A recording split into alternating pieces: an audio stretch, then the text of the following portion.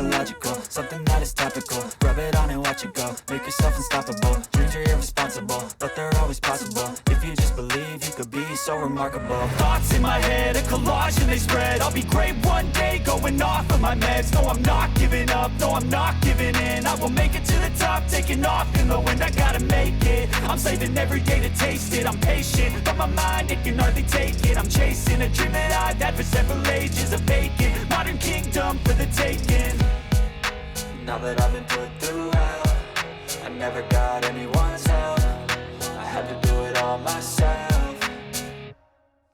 I don't ever slow up, no I don't take shit. I got no love for the fakeness. If you wanna play tough and wanna hate this, I'll always show up and make a statement. I don't ever slow up, no I don't take shit. I got no love for the fakeness. If you wanna play tough and wanna hate this, I'll always 2023 Suzuki Sports Naked Bike. Yan po ang mga feature natin sa inyo ngayon, idols. 150cc segment from Suzuki. Yan po, isa-isain po natin lahat yan at halamin natin ang specs and features at ang bago nilang presyo ngayong month of January 2023. And subscribe kayo sa ating YouTube channel at supportahan nyo ako sa aking FB page. Like and follow nyo yan. Mga idols, Gixxer 155 Fi or fuel injection. SRP nito 100,900 pesos.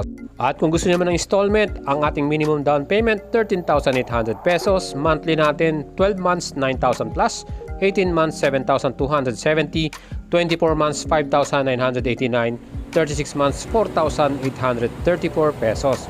Ang rebate po natin 200 pesos po. So mapapansin nyo po, ang ating bagong SRP ngayong January 100,900 pesos. Meron na kayong napakastig na street naked bike from Suzuki. Ito po ang ating masasabi dito. Napaka-forma nito. Ang color na yan, metallic tritone blue. Diyan po mga idols, meron pa tayong 2 colors sa pagpipilian. Meron tayong graphite black at red color. And isa pang pagpipilian natin from Suzuki Motors. Yan po ang GSX-S 150cc red. SRP nito ngayong January 2023, 133,900 pesos na. Kung gusto naman ng installment, ang minimum down payment natin 18,800 at ang monthly payment natin 12 months 12,719, 18 months 9,463, 24 months 7,786 at 36 months 6,273 na may rebate po tayo na 200 pesos. Kung gusto nyo pong mag-apply mga idols ng Suzuki motorcycle installment, kailangan nyo po ng inyong co-maker at syempre proof of income, proof of billing, barangay clearance, nakalagay po dyan yung motorcycle loan type natin. At syempre, kailangan din natin ng ID picture at government ID. Mga idols, pwede pong pagpilian itong dalawang street naked type bike na to, 150cc segment. At syempre, aalamin po natin lahat ng specs and features nito at ano po yung difference nilang dalawa. Syempre sa ating GSX 150 na to, napaka-forma nito mga idols. Ang kanyang color version, meron tayong metallic tritone blue, yan asing video, at meron din tayong color black po nito. Dalawang kulay lang po para sa ating GSX 150cc na to. And tignan naman natin ang specs ng GSX 150. Ang displacement po nito 147.3cc, double overhead camshaft ito, 4 valves, liquid cooling at single cylinder mga idols. Meron tong transmission na 6-speed manual. At mga idols, ang kanyang maximum power 18.9 HP at 10,500 RPM at maximum torque 14.0 Newton meters at 9,000 RPM. Ganong kalupit tong ating GSX S 150 na to.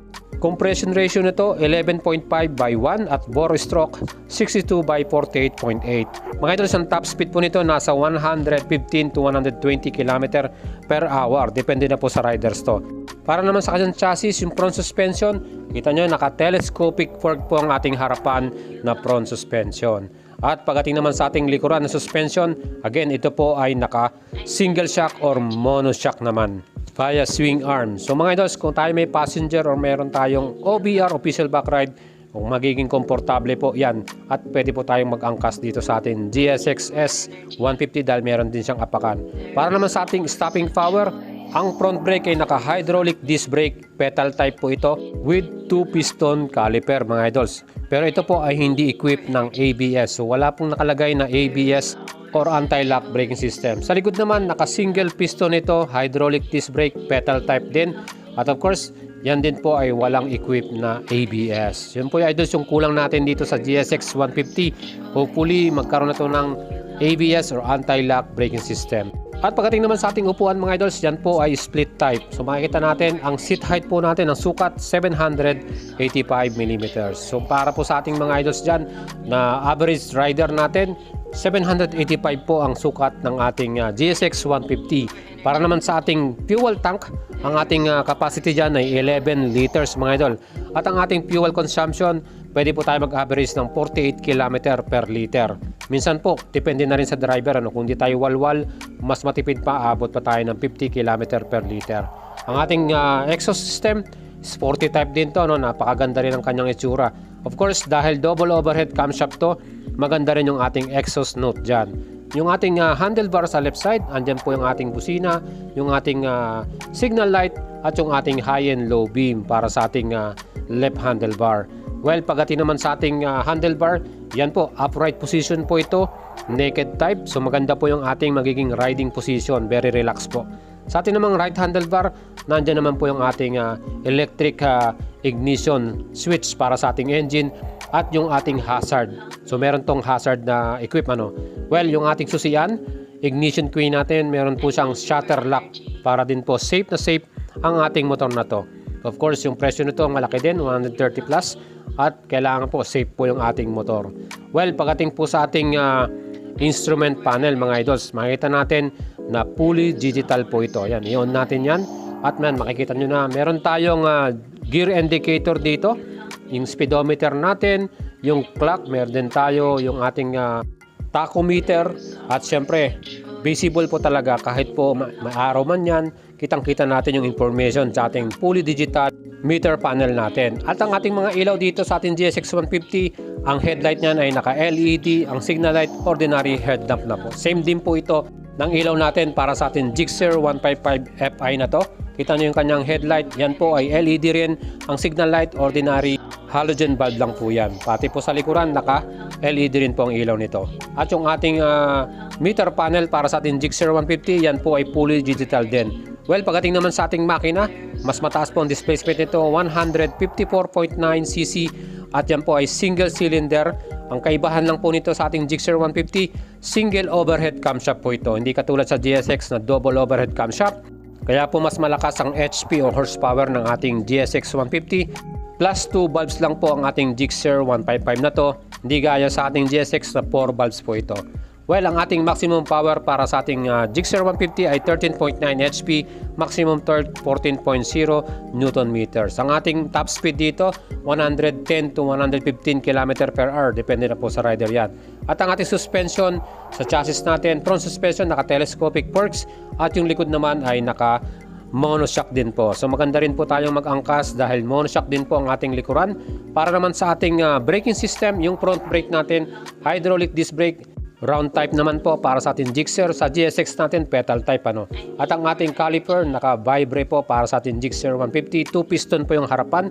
Wala rin po itong equipped na ABS or anti-lock braking system. Sa likod naman, hydraulic disc brake din, pero 1 piston din po ang ating equipped dito. At wala rin tong ABS. At idagdag pa pala natin para sa cooling system ng ating engine. Yan po ay naka-air cool para sa ating Gixxer. Sa GSX naman ay liquid cool. Yan po yung difference nila. Well, itong ating gulong, ang size po sa harapan ay 180 by 17. Sa likod naman ay 140/60 by 17. Pareho pong tubeless ang gulong na ginamit natin para sa Gixxer 155 natin. So ito po, ang ating wheels ay siyempre alloy wheels to, 17 inch. At talaga naman po maporma din po yung ating wheels dito. Siyempre pa, ang color na available sa ating Gixxer 155 na to ay blue, red at black color. At para naman sa ating seat height, ang sukat nito ay 780mm. So mas mababa po ang seat height ng ating Gixxer 155 Fi kaysa sa GSX na 785mm. Ang ating ground clearance 160mm at ang bigat po ng ating Gixxer 155 ay 135 kg. Ganun po kabigat ito. And ang ating fuel tank capacity para sa ating Gixxer 150 ay 12 liters naman. Mas marami pong gasolina itong ating Gixxer. Ang ating namang fuel consumption ay 47 km per liter. Well mga idols, talagang sulit na sulit din po itong ating Gixxer 155 Fi na to. Napakamura pa. mas affordable ano. Ang difference sa presyo 30,000 dahil ang ating GSX ay 130k, ang ating naman Gixxer 155 ay 100k. So yan po ayos yung pagkakaiba niyan. At para naman sa ating instrument panel, yan din po ay naka fully digital yung ating ilaw, LED po, at yung ating signal light, ordinary halogen bulb. Yung ating exhaust para sa ating Gixxer 155 ay double barrel ano, mas magandang tingnan at ma-forma din ano.